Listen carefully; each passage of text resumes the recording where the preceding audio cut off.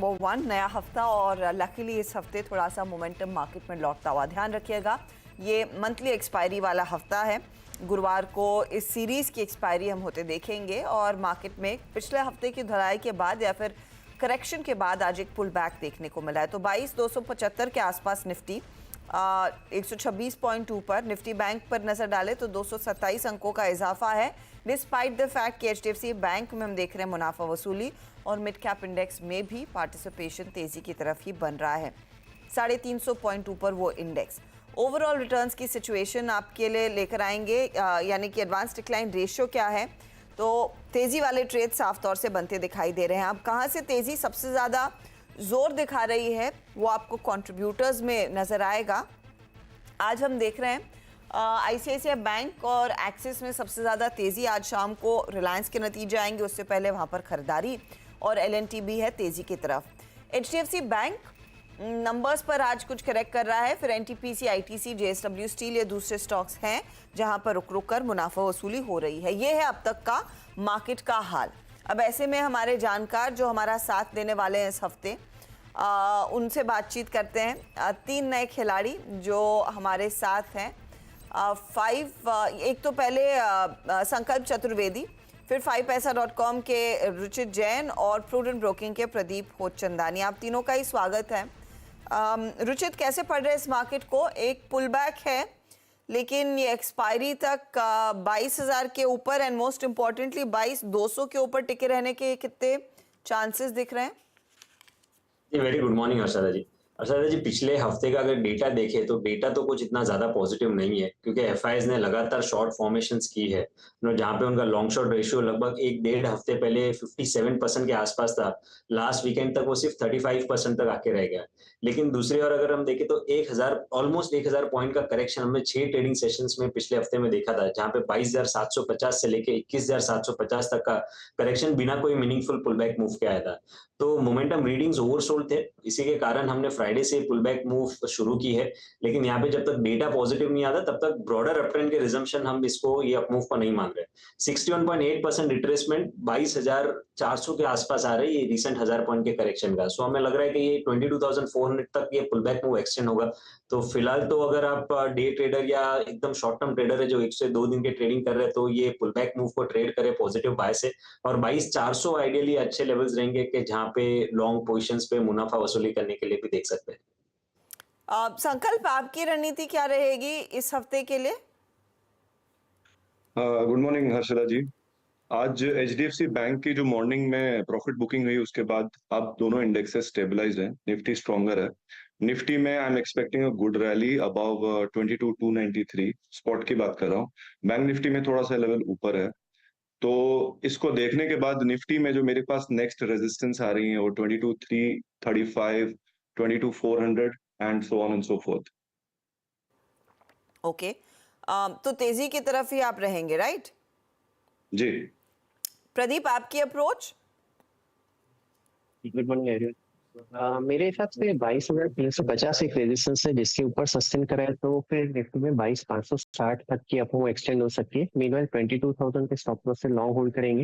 Nifty bank के लिए ये रेजिस्टेंस 48,000 है, पर यहाँ पे भी मेरे हिसाब से इंट्राडे चार्ट्स पे जो सपोर्ट है वो 47,200 के आसपास है, उसके स्टॉप लॉस के साथ पॉजिटिव भी होल्ड करेंगे। और जो तेजी की साइड ही हम ध्यान देंगे, ट्रेड जो स्टॉक से निकालेंगे वो लॉन्ग साइड के ही देंगे। साइड के ट्रेड्स पर ही फोकस रहेगा, तेजी के ट्रेड्स पर ही आपकी नज़रें होनी चाहिए इस समय, ठीक है। तो आज के फिर ओपनिंग ट्रेड्स क्या बन रहे हैं, किन पर सबसे पहले नजर गई है? प्रदीप बताइए, पहला ट्रेड क्या रहेगा? रियल एस्टेट स्पेस का महिंद्रा लाइफ स्पेस डेवलपर पहली पिक रहेगा।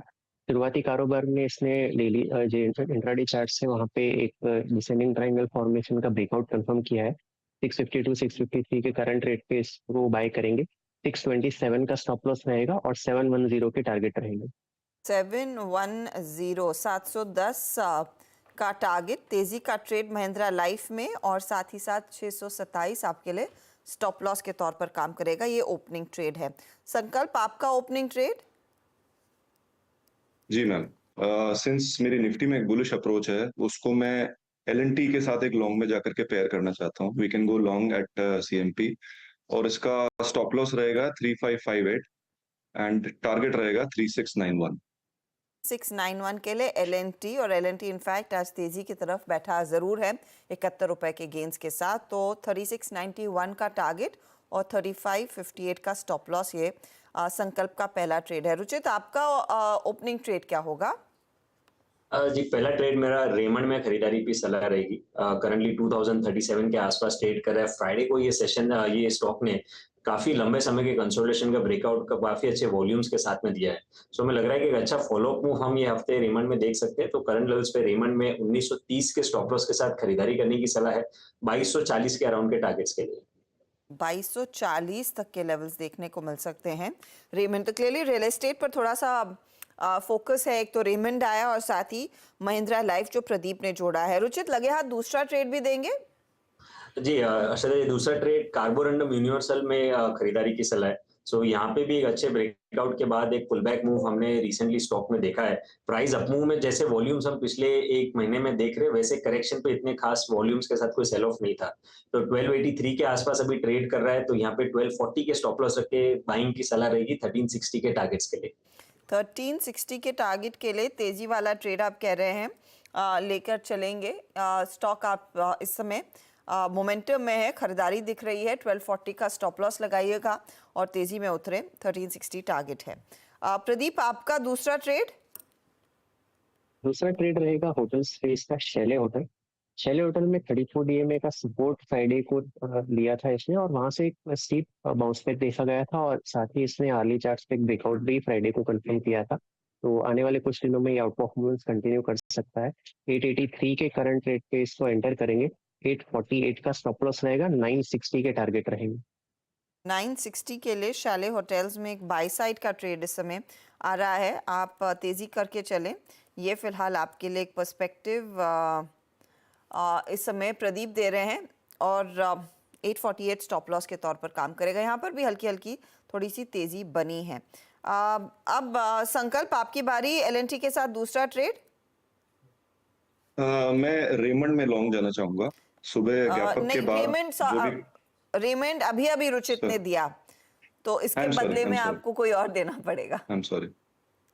I'll go long in Divis Labs, अभी CMP पे with a stop loss at 3700 and target इसका मैं देख रहा हूँ जो 3846। 846 के लिए तेजी का ट्रेड डीवीज लैब में मोमेंटम लौटा है 66 रुपए ऊपर। तो 3846 टारगेट और स्टॉप लॉस 3700। तो रेमंड पर वैसे संकल्प की नजरें भी थी जो रुचित के पोर्टफोलियो का हिस्सा है, तो वहां पर भी एक बाय कॉल वैसे भी आपने सुन लिया है। एक एक ट्रेड हमारे जानकार और जोड़ने वाले हैं, उस पर आएंगे, लेकिन पहले आपको बता देते हैं कि हिंदुस्तान जिंक का परफॉर्मेंस कैसा है। हिंदुस्तान जिंक एक आउट परफॉर्मर रहा है मेटल्स की रैली के मद्देनजर, और आपको याद होगा फ्राइडे शाम को या दोपहर को इस कंपनी के नतीजे आए थे। ईयर ऑन ईयर अगर आप देखेंगे तो थोड़ी सी कमजोरी है, लेकिन पिछले क्वार्टर यानी कि थर्ड क्वार्टर से फोर्थ क्वार्टर में देखें तो परफॉर्मेंस ज्यादा बेहतर।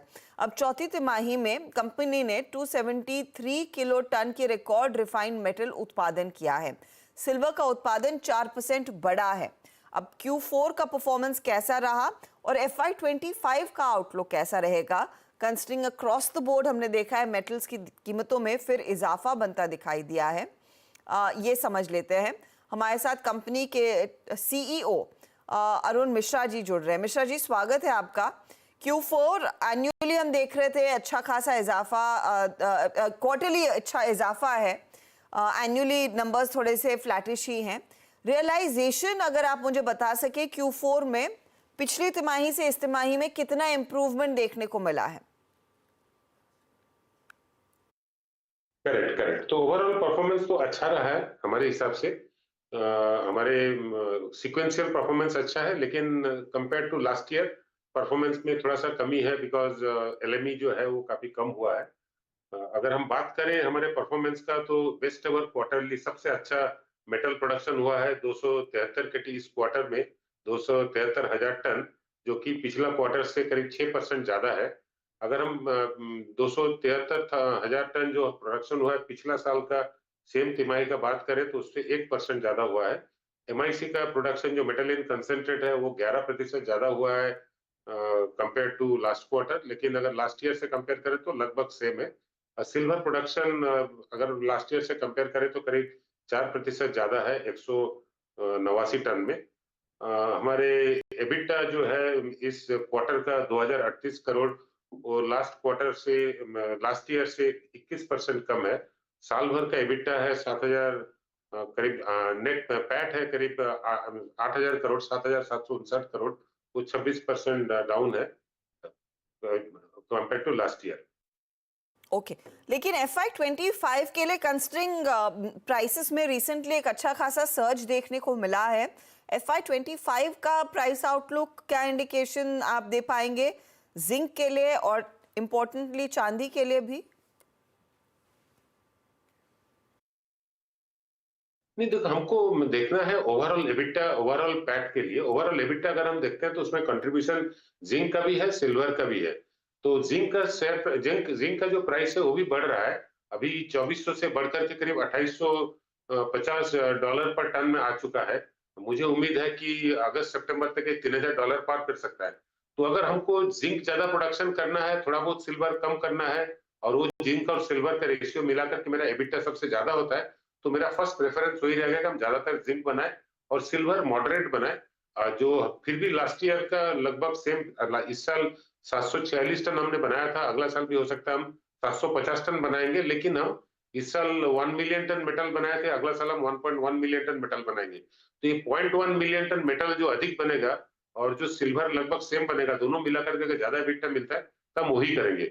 लेकिन अगर कभी लगता है जिंक का कीमत उतना बढ़ नहीं रहा है, सिल्वर का प्राइस ज्यादा बढ़ा है, तो हम थोड़ा सा जिंक कम करेंगे और सिल्वर को बढ़ाएंगे सो दैट दोनों मिला के ज्यादा एबिटा हम दे सके। क्योंकि फिर आप सिल्वर प्रोडक्शन बढ़ाने पर ज्यादा जोर देंगे, ये मार्जिन्स में कैसे कन्वर्ट होगा?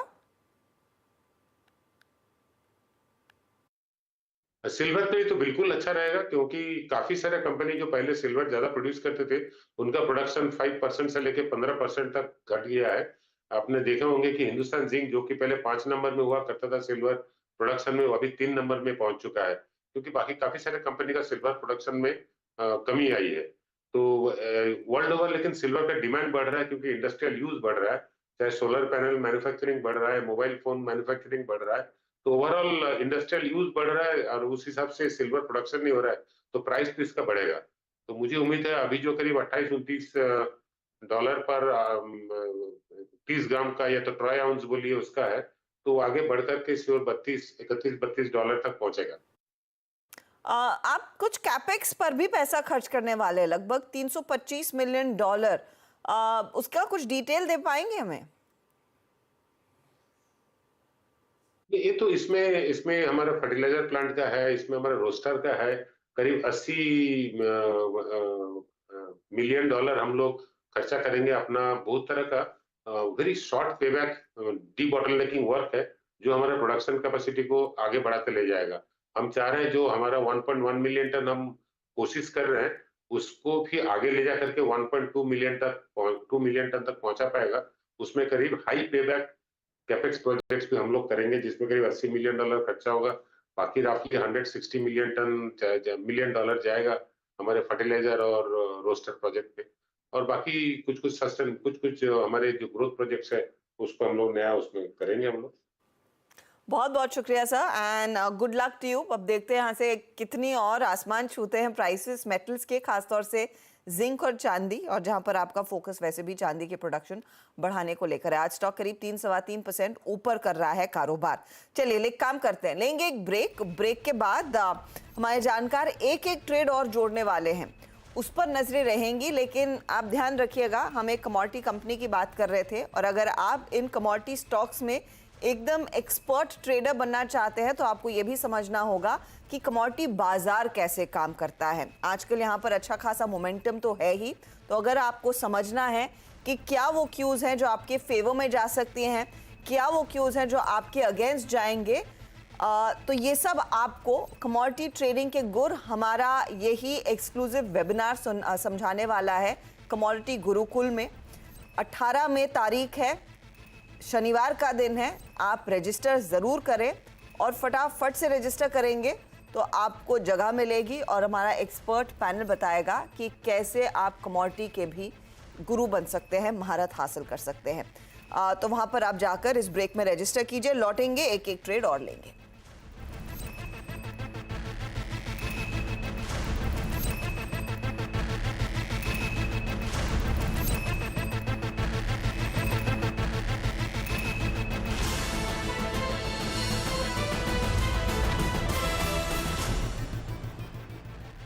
अपने कमोडिटी ट्रेडिंग स्किल्स को अपग्रेड करने के लिए जुड़िए मेरे साथ इस एक्सक्लूसिव वेबिनार में, जहां मैं सिखाऊंगा commodity forecasting, commodity advance technical indicators, commodity advance chart pattern, जहां पे हम हार्मोनिक्स देखेंगे। तो जुड़ना ना भूलिए 18 मई को कमोडिटी गुरुकुल में।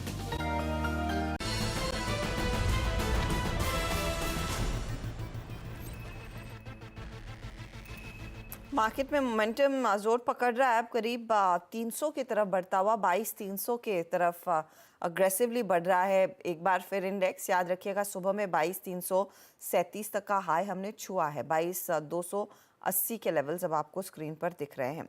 अब कहाँ पर ट्रेड लेना है? प्रदीप, आई थिंक एक और ट्रेड, इनफैक्ट तीनों ही जानकार एक एक ट्रेड जोड़ पाएंगे। प्रदीप बताइए आपका सौदा। तीसरा जो पिक रहेगा LIC हाउसिंग रहेगा। इनफैक्ट स्टॉक 2.5 महीने से जो रेजिस्टेंस ले रहा था, उस रेजिस्टेंस लाइन का जो क्रॉसओवर कंफर्म कर रहा है, तो एक बहुत बड़ी अपमूव मैं एक्सपेक्ट करता हूँ over next couple of weeks. 662 के करंट रेट पे इसको एंटर करेंगे। स्टॉप लॉस इसमें रहेगा 647 का और 715 715 के टारगेट रहेंगे। 705 का टारगेट LIC में और 644 आपके लिए स्टॉप लॉस का काम करेगा। ठीक है संकल्प, आपका ट्रेड क्या है? मेरा थर्ड ट्रेड होगा लॉन्ग इन हिंद पेट्रो। सुबह गैप अप होने के बाद अच्छा सस्टेन किया है, मेरे सिस्टम के भी बुलिश ब्रेकआउट के ऊपर है, तो इसमें 489 का स्टॉप लॉस रख के we can look for a target of 530 in the coming 2-3 days. 530 अगले 2-3 दिनों में अचीव कर सकता है। HPCL जो ऑयल मार्केटिंग कंपनी में एक अच्छा खासा मोमेंटम है। रुचित, आपका तीसरा ट्रेड?